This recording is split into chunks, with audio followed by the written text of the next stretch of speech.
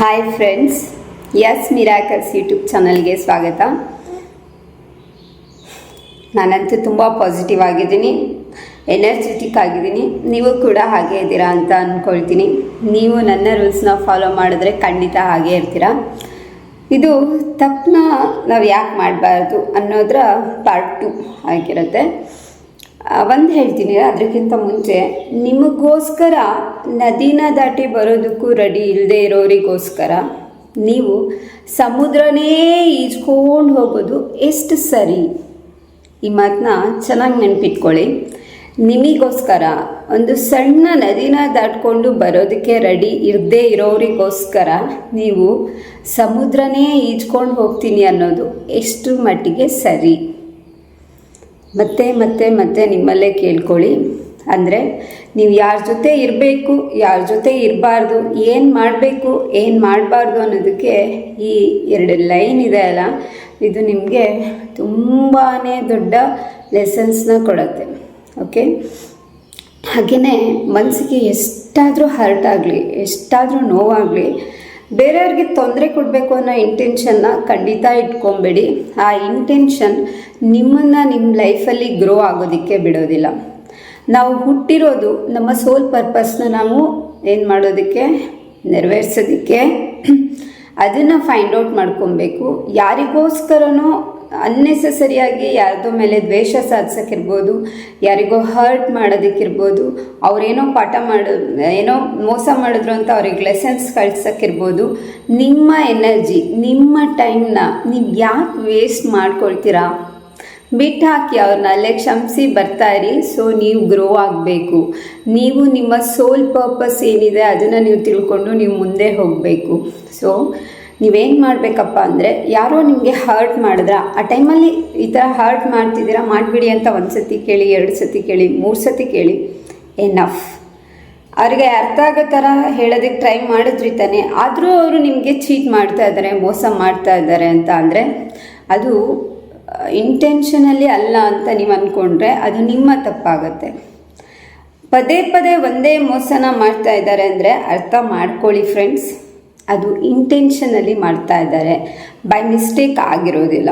So ಇಂಟೆನ್ಷನಲ್ಲಿ ಒಬ್ಬರು ನಿಮ್ಮನ್ನ hurt ಮಾಡ್ತಾ ಇದ್ದಾರೆ ಅಂದಾಗ ಅವರಿಗೆ ಮತ್ತೆ ಮತ್ತೆ ಅರ್ಥ ಮಾಡಿಸೋದು ಬೇಡ, ಅಲ್ಲಿಗೆ ಅದನ್ನು ಸ್ಟಾಪ್ ಮಾಡಿ ನಿಮ್ಮ ಸೆಲ್ಫ್, ನಿಮ್ಮ ಸೋಲ್ ಗ್ರೋತಿಗೆ ಏನು ಬೇಕೋ ಅದನ್ನು ಮಾಡೋದಕ್ಕೆ ನೀವು ಹೊರಟ್ಬಿಡಿ. ಆ್ಯಂಡ್ ಅವ್ರು ಮಾಡಿರೋ ಮೋಸಕ್ಕೆ ನೀವು ತಿರುಗಿ ಏನೂ ಆನ್ಸರ್ ಕೊಡೋದು ಬೇಡ. ಯಾಕೆಂದರೆ ಒಬ್ಬರು ಮೋಸ ಮಾಡಿದ್ರು, ಒಬ್ಬರು ಮೋಸ ಮಾಡಿಲ್ಲ, 2 ಪರ್ಸನ್ಸ್ ಇದ್ದಾರೆ ಅಂತ ಇಟ್ಕೊಳ್ಳಿ. ಸೊ ಈ 2 ಪರ್ಸನ್ಸಲ್ಲಿ ಇವರು ಮೋಸ ಮಾಡಿರೋರು, ಇವರು ಮೋಸ ಮಾಡದೇ ಇರೋರು. ಈ ಮೋಸ ಮಾಡದೇ ಇರೋರು ಸ್ವಲ್ಪ ದಿನ ಕಷ್ಟ ಅನುಭವಿಸ್ಬೋದು, ಬಟ್ ಆಮೇಲೆ ಅವ್ರು ನೆಮ್ಮದಿಯಾಗಿರ್ತಾರೆ. ಮಲಗಿದ್ರೆ ನಿದ್ದೆ ಬರುತ್ತೆ, ಊಟ ಮಾಡೋಕ್ಕೆ ಕೂತ್ರೆ ಊಟ ಸೇರುತ್ತೆ, ಎಲ್ಲ ಸಿಚುವೇಶನ್ಸಲ್ಲೂ ಹ್ಯಾಪಿ ಆಗಿರ್ತಾರೆ. ಬಟ್ ಈ ಮೋಸ ಮಾಡಿರೋರು ಇರ್ತಾರಲ್ಲ, ಇವರು ಫಸ್ಟಿಗೆ ತುಂಬ ಖುಷಿಯಾಗಿರ್ಬೋದು, ನನ್ನ ಇಂಟೆನ್ಷನ್ನ ನಾನು ಸಾಧಿಸ್ಕೊಂಡೆ ಅನ್ನೋ ಹ್ಯಾಪಿನೆಸ್ಸಲ್ಲಿ ಮೇಲ್ಗಡೆ ಇರ್ಬೋದು. ಬಟ್ ಒಂದು ಸತಿ ಅವರ ಮನಸ್ಸಾಕ್ಷಿ ಅನ್ನೋದು ಅವರಿಗೆ ಉಲ್ಟಾ ಹೊಡೀತು ಅಂತ ಆದರೆ, ಊಟ ಕೂತ್ರೆ ಊಟ ಮಾಡೋಕ್ಕಾಗಲ್ಲ, ಮಲಗಿದ್ರೆ ನಿದ್ದೆ ಬರಲ್ಲ, ಕೂತ್ರೆ ಕೂರೋಕ್ಕಾಗಲ್ಲ, ನಿಂತರೆ ನಿಲ್ಲಕ್ಕಾಗಲ್ಲ. ಸರಿಯಾಗಿ ಅವ್ರ ಮನಸ್ಸಾಕ್ಷಿನೇ ಅವರಿಗೆ ಉಲ್ಟಾ ಹೊಡೆಯುತ್ತೆ. ಸೊ ನಾವು ಯಾರಿಗೂ ಪಟ ಕಲಿಸೋದು ಬೇಡ. ಮೇಲ್ಗಡೆ ಒಬ್ಬನು ಇದ್ದಾನೆ, ಅದರಲ್ಲೂ ನಾವು ಮ್ಯಾನಿಫೆಸ್ಟರ್ ಅಂತ ಅಂದ್ಕೊಳ್ತೀವಿ, ನಾವು ಗಾಡ್ನ ಟ್ರಸ್ಟ್ ಮಾಡ್ತೀವಿ ಅಂದರೆ ಮೇಲ್ಗಡೆ ಒಬ್ಬನು ಇದ್ದಾನೆ. ನಾನು ಹೇಳೋದೇನು ಅಂತಂದರೆ, ಮೇಲ್ಗಡೆ ಇರೋನು ಕೂಡ ಅವ್ರನ್ನ ಪನಿಷ್ ಮಾಡಲಿ ಅಂತ ನಾವು ಬಯಸೋದು ಬೇಡ. ಯಾಕೆಂದರೆ ನಿಜವಾಗ್ಲೂ ನಮ್ಮ ಹಾರ್ಟ್ ಪ್ಯೂರ್ ಆಗಿತ್ತು ಅಂದರೆ ನಮಗೆ ಪನಿಷ್ ಮಾಡಿರೋರಿಗೆ, ನಮಗೆ ಮೋಸ ಮಾಡಿರೋರು ಕೂಡ ಕಷ್ಟ ಅನುಭವಿಸ್ತಿದ್ದಾರೆ ಅಂದರೆ ಅದನ್ನು ನೋಡೋದಕ್ಕೆ ನಮ್ಮ ಕೈಲಿ ಸಾಧ್ಯ ಇರಲ್ಲ. ಸೊ ನನ್ನ ಇಂಟೆನ್ಷನ್ ಏನಪ್ಪ ಅಂದರೆ, ನನಗೆ ಮೋಸ ಮಾಡಿರೋರು ಚೆನ್ನಾಗಿರಲಿ, ನನಗೆ ಒಳ್ಳೇದು ಮಾಡಿರೋರು ಚೆನ್ನಾಗಿರಲಿ, ನಾನು ಚೆನ್ನಾಗಿರಬೇಕು, ಇದು ನನ್ನ ಇಂಟೆನ್ಷನ್ನು. ಬಟ್ ನಾವು ಯಾವುದೇ ಕಾರಣಕ್ಕೂ ಮೋಸ ಮಾಡೋಕ್ಕೆ ಹೋಗಬಾರ್ದು. ಬೈ ಮಿಸ್ಟೇಕ್ ಆಗಿ ಕೆಲವು ತಪ್ಪುಗಳಾಗತ್ತೆ, ಬಟ್ ಅದನ್ನು ತಿದ್ಕೊಂಡು ಅದನ್ನ ಅವ್ರನ್ನೂ ಕ್ಷಮಿಸಿ, ನಮ್ಮನ್ನು ಕ್ಷಮಿಸಿ, ಅವ್ರ ಹತ್ರ ತಪ್ಪಿಗೆ ಸಾರಿ ಕೇಳಿಬಿಟ್ಟು ಮುಂದೆ ಹೋಗಿ. ಅದೇ ತಪ್ಪನ್ನ ಮತ್ತೆ ಮತ್ತೆ ಮಾಡಬೇಡಿ. ಮಾಡೋದಿದ್ರೆ ಬೇರೆ ಬೇರೆ ತಪ್ಪುಗಳನ್ನ ಮಾಡಿ ತಿದ್ಕೊಳ್ತಾ ಹೋಗಿ. ಮನುಷ್ಯರು ನಾವು, ಮರ ಅಲ್ಲ. ಸೊ ತಪ್ಪುಗಳಾಗೋದು ಸಹಜ. ಆ ತಪ್ಪನ್ನು ನೀವು ಅಲ್ಲಿಗೆ ಬಿಟ್ಟು ಸರಿ ಮಾಡಿಕೊಂಡು ಮುಂದೆ ಹೋಗೋದಿದೆಯಲ್ಲ, ಅದು ಲೈಫ್ ಆಗಿರುತ್ತೆ. ಓಕೆ, ಇದನ್ನು ನೀವು ಈ ರೂಲ್ಸ್ನ ಫಾಲೋ ಮಾಡಿ. ಆಗ ಯಾವುದೇ ಟ್ರಾಮಾ ಕ್ರಿಯೇಟ್ ಆಗಲ್ಲ, ಯಾವುದೇ ರೀತಿ ಕರ್ಮ ಕ್ರಿಯೇಟ್ ಆಗಲ್ಲ, ಯಾವುದೇ ರೀತಿ ನಮಗೆ ಮನಸ್ಸಲ್ಲಿ ಒಂಥರ ಬೇರೆಯವ್ರಿಗೆ ನಾನು ಮೋಸ ಮಾಡಿದೆ ಅನ್ನೋ ರೀಗ್ರೇಟ್ ಫೀಲ್ ಆಗಲ್ಲ.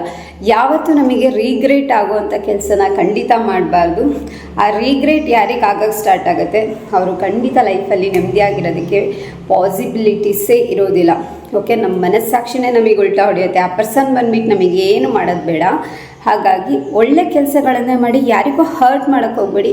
ಯಾವತ್ತಿದ್ರೂ ಹೆಲ್ದಿಯಾಗಿ ಕಾಂಪಿಟೇಟ್ ಮಾಡಿ ಆ್ಯಂಡ್ ದೇವರಿಗೆ ಹತ್ತಿರ ಆಗಿ ನಿಮ್ಗೆ ಏನು ನೋವಾಗಿರುತ್ತೆ ಅದನ್ನು ನೀವು ಬೇರೆಯವ್ರ ಜೊತೆ ಶೇರ್ ಮಾಡೋಕ್ಕೆ ಹೋಗಬೇಡಿ.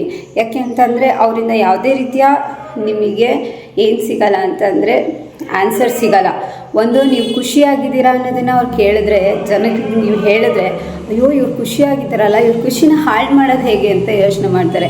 ಅದೇ ನೀವು ದುಃಖದಲ್ಲಿದೆಯಾ, ನಿಮಗೆ ಕಷ್ಟ ಇದೆ ಅಂತ ಹೇಳಿದ್ರೆ ಅದನ್ನು 4 ಜನಕ್ಕೆ ಹೇಳಿಬಿಟ್ಟು ಅದನ್ನು ಒಂಥರ ಏನು ಇಶ್ಯೂ ಕ್ರಿಯೇಟ್ ಮಾಡಿಬಿಟ್ಟು ನಿಮಗೆ ಯಾಕಾದರೂ ಹೇಳಿದೆ ಇವರಿಗೆ ಅಂತ ನಿಮ್ಮನ್ನೇ ನೀವು ಪನಿಷ್ ಮಾಡ್ಕೊಳ್ಳೋ ಲೆವೆಲ್ಗೆ, ನಿಮಗೆ ಲೈಫ್ ಬೇಡ ಅನ್ನೋ ಲೆವೆಲ್ಗೆ ಅವ್ರು ಮಾಡಿಬಿಡ್ತಾರೆ. ಸೊ ಯಾರ ಜೊತೆ ಶೇರ್ ಮಾಡ್ಕೊಳ್ಳೋಕೆ ಹೋಗ್ಬೇಡಿ. ಶೇರ್ ಮಾಡ್ಕೊಳ್ಳೋದಿದ್ರೆ ಒಂದೇ ಒಂದು ಪರ್ಸನ್ ಇದ್ದಾರೆ, ಅವ್ರು ಯಾರಪ್ಪ ಅಂದರೆ ಗುರು ಅಥವಾ ದೇವರು ಅಥವಾ ದೇವತೆಗಳು, ಗಂಧರ್ವರು. ಇವ್ರಗಳ ಜೊತೆ ಯಾರು ಒಬ್ಬರನ್ನ ಚೂಸ್ ಮಾಡಿಕೊಂಡು ಅವ್ರ ಹತ್ರ ಹೇಳ್ಕೊಂಡು ಅವರ ಪಾದಾರವಿಂದಗಳಿಗೆ ನಿಮ್ಮ ಎಲ್ಲ ಕಷ್ಟ, ಸುಖ, ನಗು, ನಲಿವು, ದುಃಖ ಎಲ್ಲನೂ ಅವರ ಪಾದಗಳಿಗೆ ಹಾಕ್ಬಿಡಿ. ಅವರು ನಿಮಗೆ ಪನಿಷು ಮಾಡಲ್ಲ ಆ್ಯಂಡ್ ನಿಮಗೆ ದಾರಿ ತೋರಿಸ್ತಾರೆ ಆ್ಯಂಡ್ ನಿಮ್ಮನ್ನ ಗ್ರೋತ್ ಆಗೋದ್ರಿಂದ ತಡೆಯೋದು ಕೂಡ ಇಲ್ಲ. ಓಕೆ, ನಿಮ್ಗಾಗಿರೋ ನೋವನ್ನ ದೇವರ ಪಾದಕ್ಕೆ ಹಾಕ್ಬಿಡಿ. ಹಾಗೆ ನಾನೇನು ಗ್ರೋ ಆಗಬೇಕು, ನಾನೇನು ಮಾಡಬೇಕು ಅನ್ನೋದನ್ನು ಅವ್ರ ಹತ್ರನೇ ಕೇಳಿ, ನಿಮಗೆ ಇಂಟ್ಯೂಷನ್ ಸಿಗ್ತಾ ಹೋಗುತ್ತೆ. ಸೊ ಅದನ್ನು ಮಾಡ್ತಾ ಹೋಗಿ ಅಂತ ಹೇಳ್ತೀನಿ.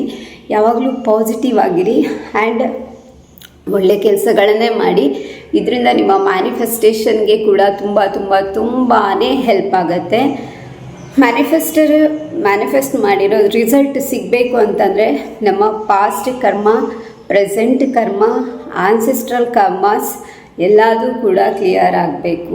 ಮನಿ ಬ್ಲಾಕೇಜಸ್ ಕ್ಲಿಯರ್ ಆಗಬೇಕು, ಹೆಲ್ತ್ ಬ್ಲಾಕೇಜಸ್ ಕ್ಲಿಯರ್ ಆಗಬೇಕು, ಕರಿಯರ್ ಬ್ಲಾಕೇಜಸ್ ಕ್ಲಿಯರ್ ಆಗಬೇಕು ಆ್ಯಂಡ್ ರಿಲೇಷನ್ಶಿಪ್ ಬ್ಲಾಕೇಜಸ್ ಕ್ಲಿಯರ್ ಆಗಬೇಕು. ಟ್ರಾಮಾಸ್ ಹೆಲ್ತ್ ರಿಲೇಟೆಡ್ ಇರ್ಬೋದು, ರಿಲೇಷನ್ಶಿಪ್ ಇರ್ಬೋದು, ಫೈನಾನ್ಸ್ ಇರ್ಬೋದು, ಕರಿಯರ್ ಇರ್ಬೋದು ಆರ್ ಎನಿ ಅದರ್ ಇರ್ಬೋದು, ಟ್ರಾಮಾಸ್ ಕ್ಲಿಯರ್ ಆಗಿರಬೇಕು.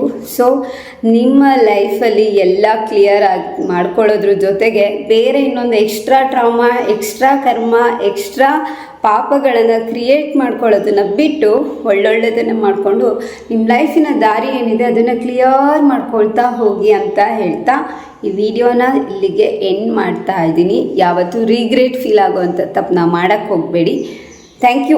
ಎಸ್ ಮಿರಾಕಲ್ಸ್ ಯೂಟ್ಯೂಬ್ ಚಾನಲ್ನ ಲೈಕ್ ಮಾಡ್ತಾ ಇರೋದಕ್ಕೆ, ಶೇರ್ ಮಾಡ್ತಾ ಇರೋದಕ್ಕೆ, ಸಬ್ಸ್ಕ್ರೈಬ್ ಮಾಡ್ತಾ ಇರೋದಕ್ಕೆ ಆ್ಯಂಡ್ ಸದಾಕಾಲ ಹೀಗೆ ನನಗೆ ಸಪೋರ್ಟ್ ಮಾಡ್ತಾ ಇರಿ. ನಿಮ್ಗೆ ಯಾವುದಾದ್ರೂ ಪರ್ಟಿಕ್ಯುಲರ್ ಟಾಪಿಕ್ ಬಗ್ಗೆ ಏನು ವಿಡಿಯೋ ಬೇಕು ಅಂತ ಅಂದರೆ ನನಗೆ ಕಾಮೆಂಟ್ಸ್ ಮಾಡಿ ಅಥವಾ DM ಮಾಡಿ. ನನ್ನ ನಂಬರ್ ನಿಮಗೆ ಸಿಗತ್ತೆ ಹಳೆ ವೀಡಿಯೋಸ್ಗಳ ಡಿಸ್ಕ್ರಿಪ್ಷನಲ್ಲಿ, ಅಲ್ಲಿಂದ DM ಮಾಡಿ. Thank you so much. ಮತ್ತೊಂದು ವಿಡಿಯೋದೊಂದಿಗೆ ಮತ್ತೆ ಭೇಟಿ ಆಗೋಣ.